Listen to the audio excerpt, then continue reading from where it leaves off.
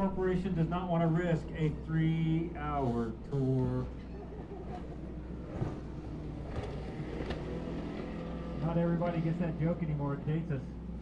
I'd rather fight than switch. You get the idea. Remember that one? Yeah, that's right. All right, rule number.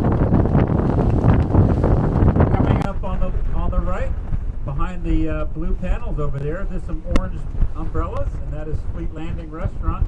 Used as in its heyday, it was used as the interface between ships at anchor and the land. Fleet Landing transferred sailors from their ships to the shore, some of them being sent to the brig from here. From 1942 to 1970 is now the Charleston's best waterfront dining experience, offering the freshest seafood and coastal dishes.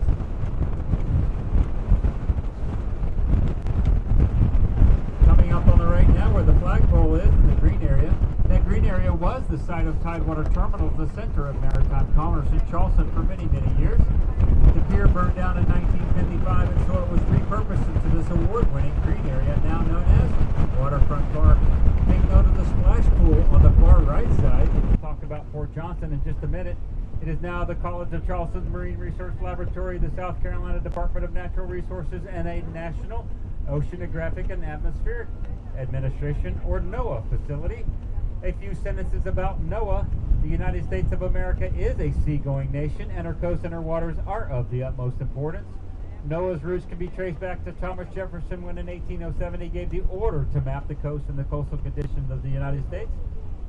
Today, NOAA is responsible for hydrography, geodetic survey, oceanography, metrology, and more from the interior of the continental United States to the oceans, from the ocean depths to outer space. NOAA's marine science mission is as crucial as it is inconspicuous, essential to America's economic and national security. Thank you for your service, NOAA. If you notice the two-story brown building up on stilts there, the roof line, the upper right-hand side, there's an osprey nest up there where this nesting pair of ospreys are being studied for their eating, migration, and mating habits to build our understanding of this amazing creature. This family of ospreys have returned from their wintering southern climates and will rebuild their nest in preparation for their next brood of chicks.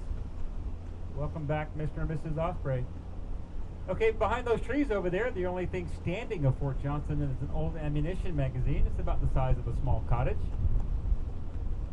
Fort Johnson dates back to the early years of Charleston, yet its significance came in the years just like thousands of friends and families who found themselves on opposite sides of the Antietam, Gettysburg, Vicksburg, Chancellorsville, Appomattox, and hundreds of others, where brothers fought brothers.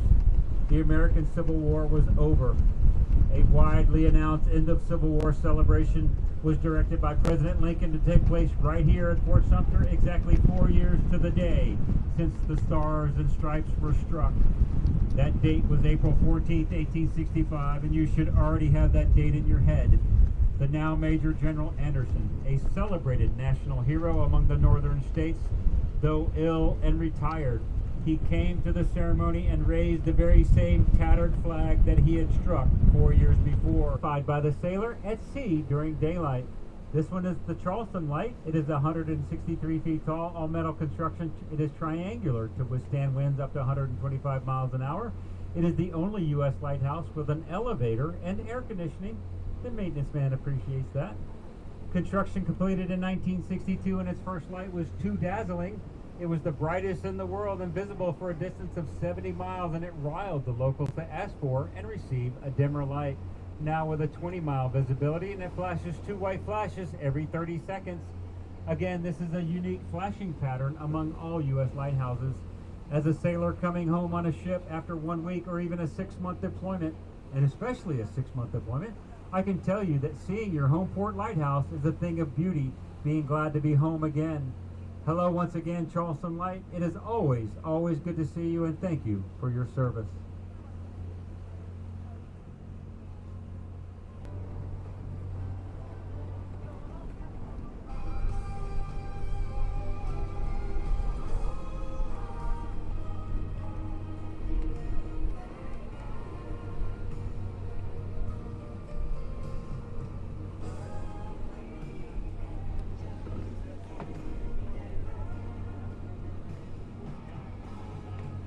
on these ship types before. I am a destroyer man and an aircraft carrier man.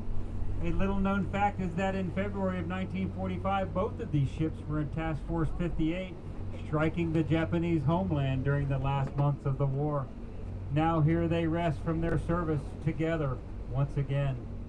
The little one on the right is a destroyer, the USS Laffey, commissioned in 1944. It was the second ship to carry this name, as the first one was sunk earlier in World War II.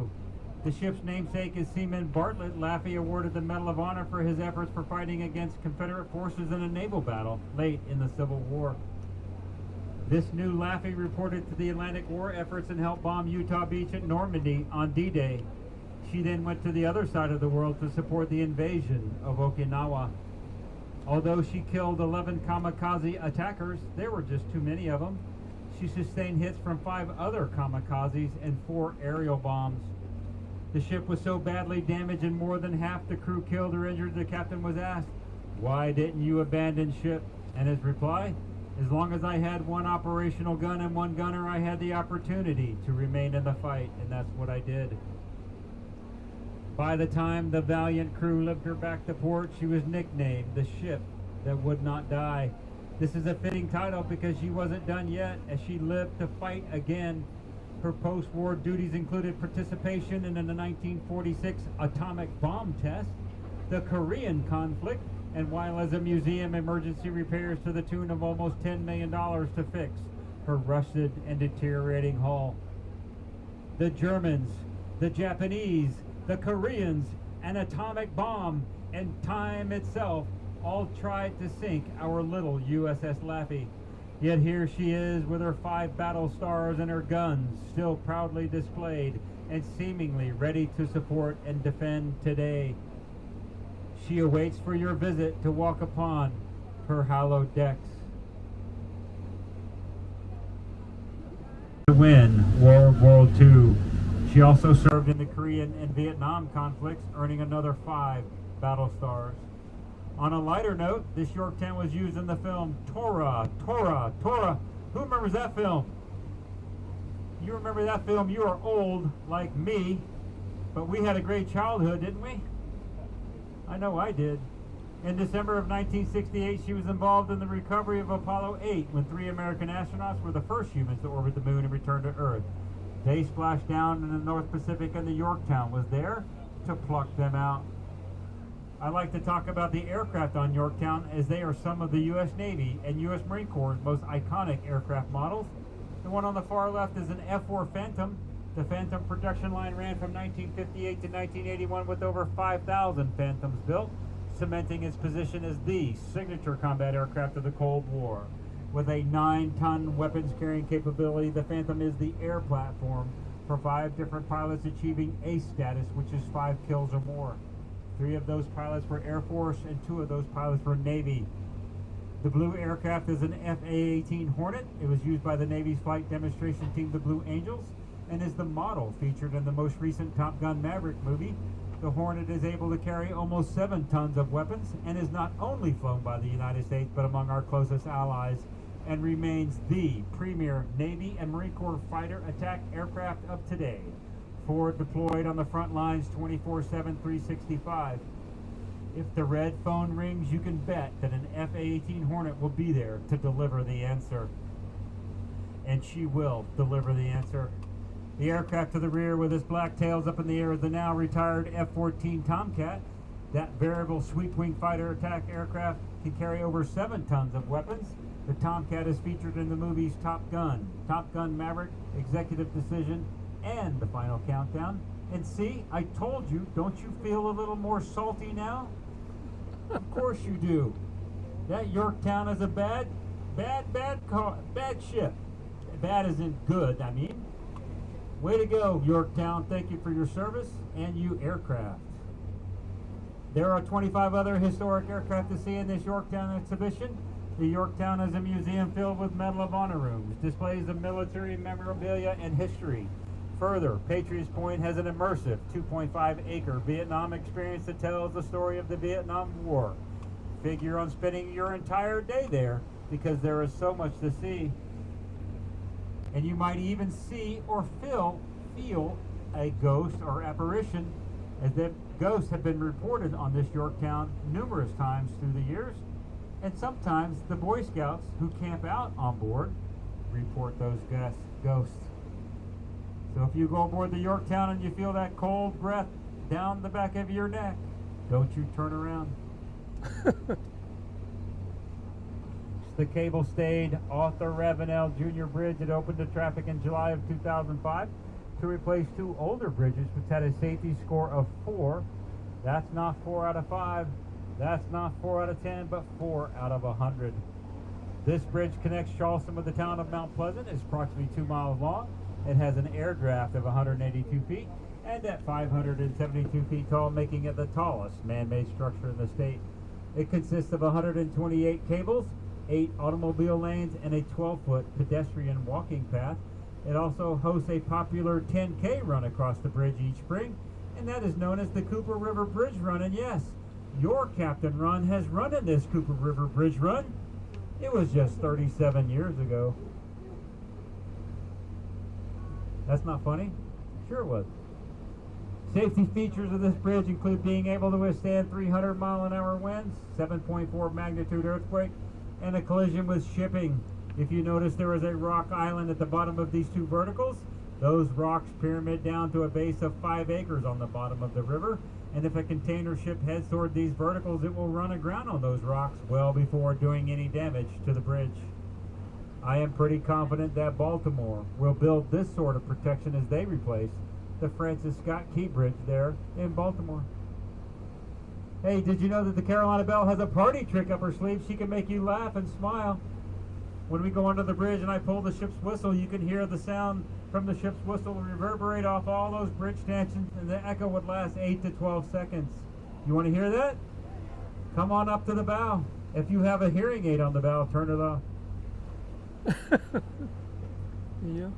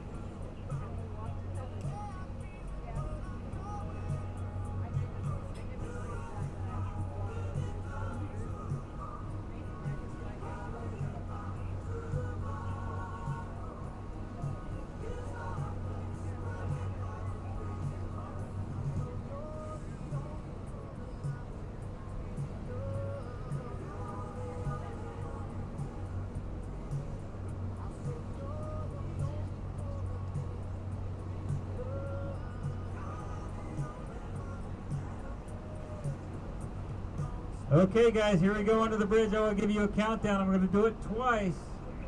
In 3, 2, 6 3/4, and 1. Here we go.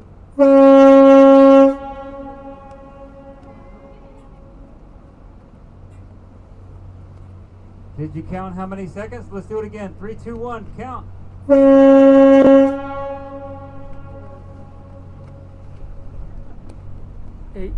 seconds. Way to go, Carolina Belle. That was fun. How about a round of applause?